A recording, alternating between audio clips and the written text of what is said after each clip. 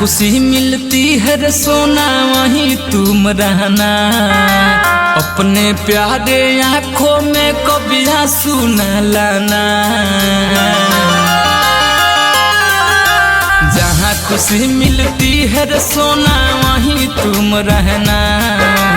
अपने प्यारे आँखों में कभी आंसू न लाना।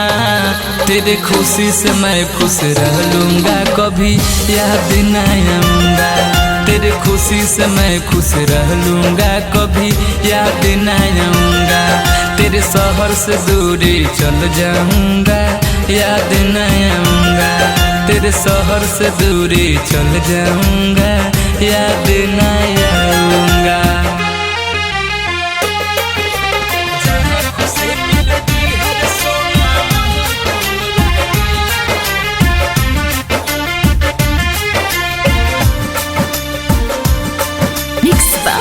रजनीश जेके।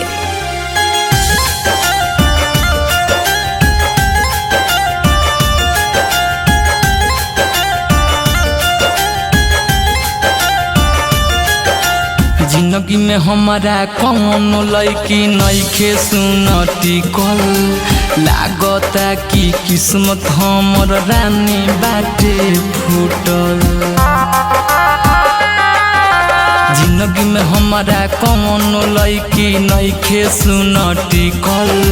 लागता कि किस्मत हमर रानी बाटे फूटल। जहाँ खुशी मिलती है रे सोना वहीं तुम रहना। अपने प्यारे आँखों में कभी आंसू न लाना। तेरे खुशी से मैं खुश रह लूँगा, कभी याद न आऊँगा। तेरे खुशी से मैं खुश रह लूँगा, कभी याद न आऊँगा। तेरे शहर से दूरी चल जाऊँगा, याद न आऊँगा। तेरे शहर से दूरी चल जाऊँगा, याद न आऊँगा।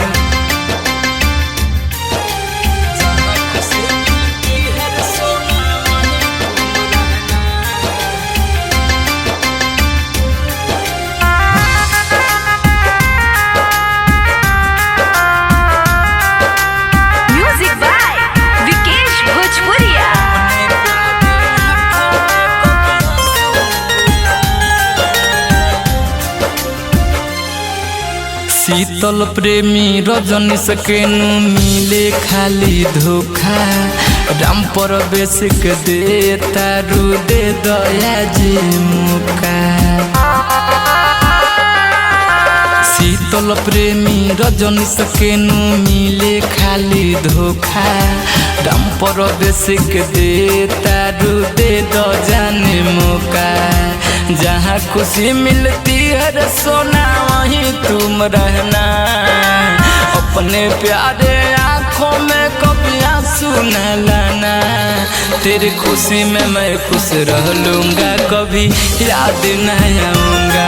तेरी खुशी से मैं खुश रह लूँगा, कभी याद न आऊँगा। तेरे शहर से दूरी चल जाऊँगा, याद न आऊँगा। तेरे शहर से दूरी चल जाऊँगा, याद न आऊँगा।